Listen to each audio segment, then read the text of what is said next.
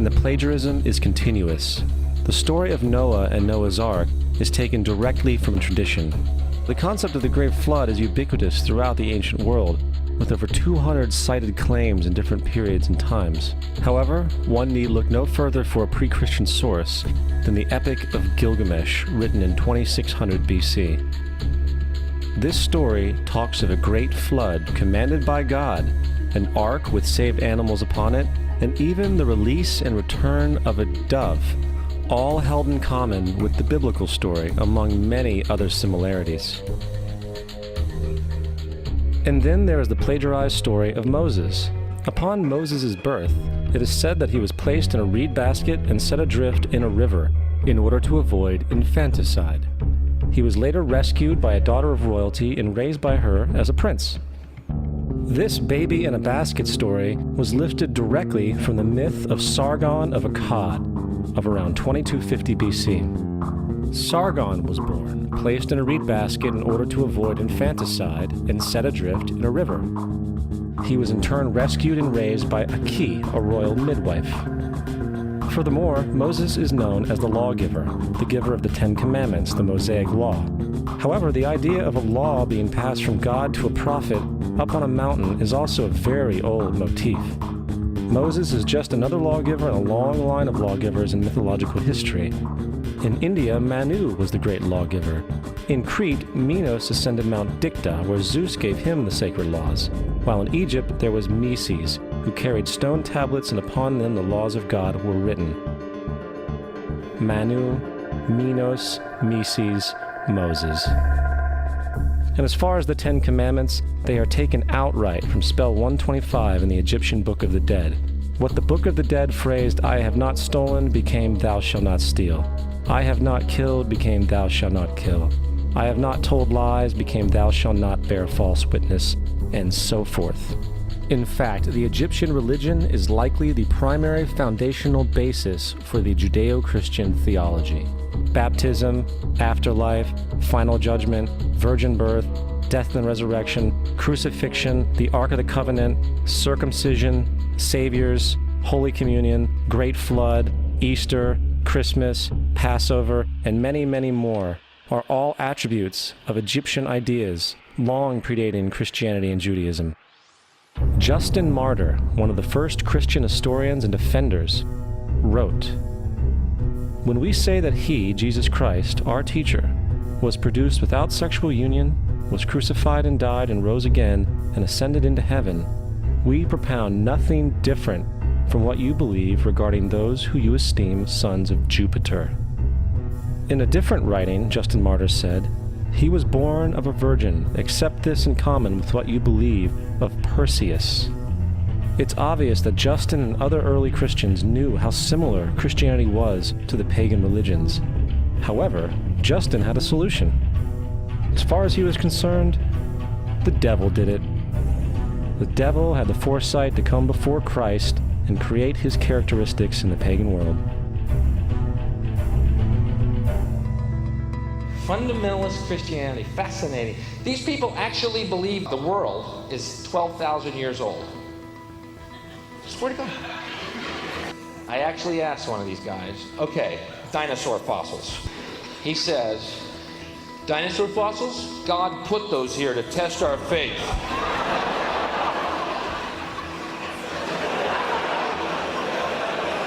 I think God put you here to test my faith, dude.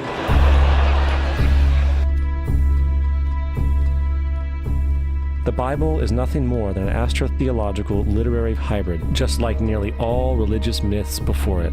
In fact, the aspect of transference of one character's attributes to a new character can be found within the book itself. In the Old Testament, there is the story of Joseph. Joseph was a prototype for Jesus. Joseph was born of a miracle birth. Jesus was born of a miracle birth. Joseph was of 12 brothers. Jesus had 12 disciples.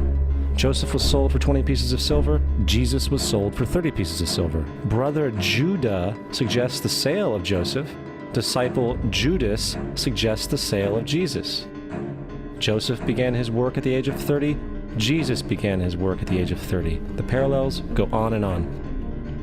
Furthermore, is there any non-biblical historical evidence of any person living with the name Jesus, the son of Mary, who traveled about with 12 followers, healing people and the like?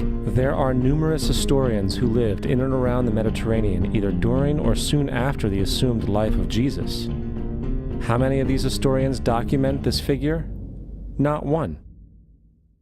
However, to be fair, that doesn't mean defenders of the historical Jesus haven't claimed the contrary. 4 historians are typically referenced to justify Jesus' existence. Pliny the Younger, Suetonius, and Tacitus are the first 3. Each one of their entries consists of only a few sentences at best, and only referred to Christus or the Christ, which in fact is not a name but a title. It means the Anointed One. The 4th source is Josephus, and this source has been proven to be a forgery for hundreds of years. Sadly, it is still cited as truth.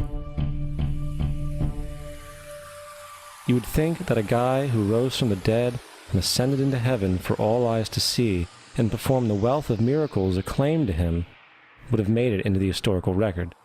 It didn't, because once the evidence is weighed, there are very high odds that the figure known as Jesus did not even exist.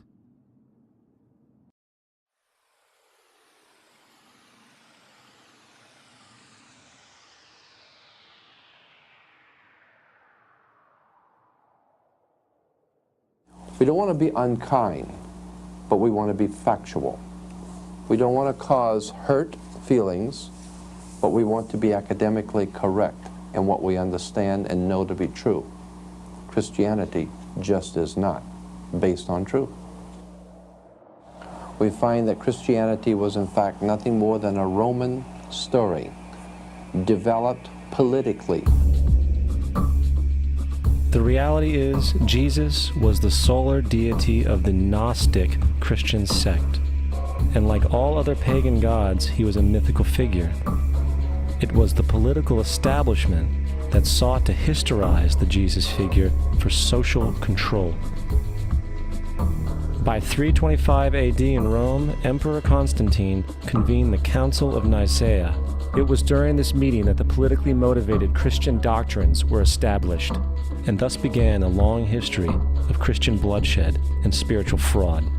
And for the next 1600 years, the Vatican maintained a political stranglehold on all of Europe, leading to such joyous periods as the Dark Ages, along with enlightening events such as the Crusades and the Inquisition.